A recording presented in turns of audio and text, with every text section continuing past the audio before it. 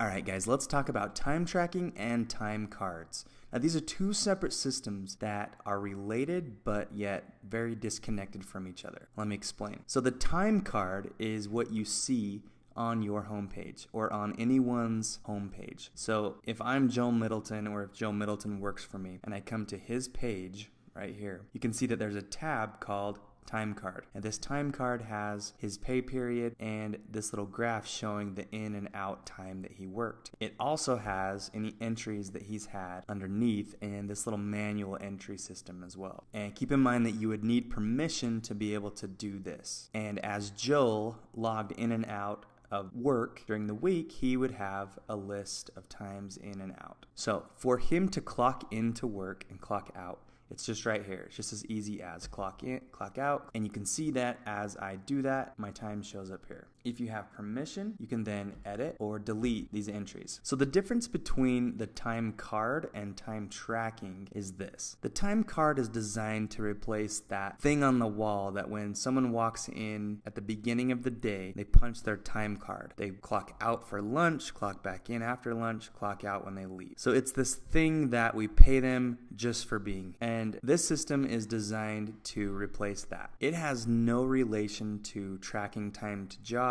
or anything more technical than that. It's literally just a time clock. Time tracking, on the other hand, is something else. It's a little bit more advanced and it's tied to all kinds of other things in the system. Now, before I get too far into this, just know that lots of different companies use this to varying degrees. Some companies like to track everything and some companies don't like to track very much. Some companies track a lot while they audit themselves and use it as a tool and then end up tapering off later. Some companies heavily time track certain areas and hardly time track others. As I explain it more, you'll see the different uses for it and you'll have to decide for yourself. In summary, here's what time tracking is. First of all, how do we get the data? So time tracking has its own modal window that pops up. This modal window is designed to just stay open at a station for most of the day. This particular one is designed to be used primarily with a mouse and keyboard. The way you use it is kind of in two parts, and it's designed for speed. The recent activities section gives you a place to click on anything down here. You can click on a clock, person, a labor process, or an order. Clicking on one of those things will automatically fill out the system's best guess at what you want up here. So let's say this order rolls into my station.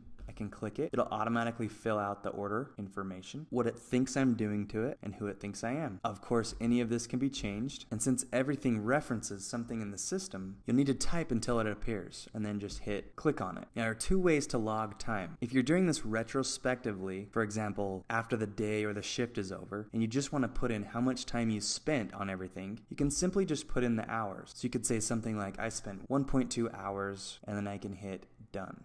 Or you can tell the system that you're only clocking in. So it only gives it one entry, and you can see that it starts the clock for this person doing this on this order. So let's say I now want to finish this and I'm done. I can click on order, it brings it all up again, and I can say clock out, which then stops the time and logs it so that we know exactly how much time this person spent on this order. That is time track. Now, another way that this can happen is that if I come over here and go to the scanning station, this tool is built to be used with a barcode scanner. I first select what I want to do, and since we're talking about time tracking, let's go there. I can set the station I'm at, and with a barcode scanner in hand, once I scanned here, it would automatically pop into here and wait for me to finish. At the end of the process, I'd scan again and submit. This field is looking for an order number, and it's essentially doing the same thing that the time tracking was doing, but in a much quicker and minimalistic approach. So you can see that there are other scanning stations that relate to time tracking. For example, process completed. So in the example before, where we don't care to clock in and out of an order, we just want to say that we're done with it. That's what this one's for. So you could say, I am the sander guy, and you could just sit and scan, submit, scan, submit. With your scanner configured correctly, you won't even need to pick up the mouse and hit submit. Your scanner can be configured to automatically hit enter, and this modal will just return to the next blank field ready for an order number. So this is how the system collects its data. This is how your employees tell the system what's happening. I would recommend getting several cheap netbooks that you can just Velcro all over your place. In as many spots as you need need to make it productive for your employees, and in as many places as you actually want to track activity. Now, tracking this data does cost some time. It's usually just seconds, but you'll need to figure out which processes are important enough to know and important enough to spend the time collecting the data. And honestly, part of that decision lies in what you can do with the data. So let's just look at a couple things. If we go to our reports section in the top nav, we can look at the production section and the employee productivity report, and you could, for example, compare the time spent on processes versus idle hours. It's taking the time tracking and comparing it against the time card, and also giving you the number of processes. So you can browse through the reports and find a number of ways that this data will generate useful reports for you. And I'm not going to go into all those right now, but let's also look at a very important feature of the time tracking system, and that is to update orders. So if I'm looking at an order here, just like a customer, I can see the ordered status. Now remember, triggers can fire based on a status. And remember, status can change based on time tracking. Because remember, we set up labor processes so that any one of these labor processes being fired could auto-update a status. Therefore, if you are at a scanning station,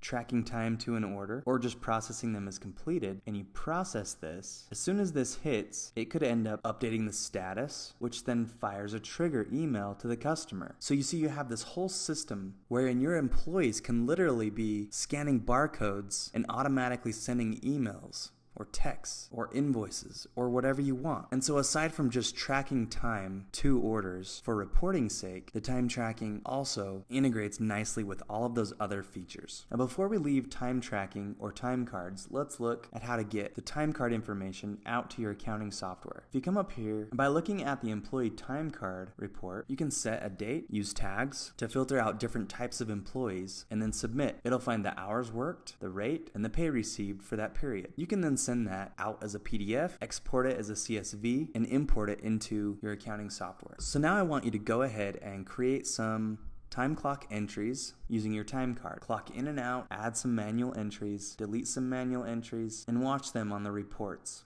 Also, try out the time tracking system by playing around with the time tracking modal, clocking in and out of jobs, and the scanning stations. You can delete this time later. The important thing is that you get an idea of how to use it. So go to it and get comfortable with that.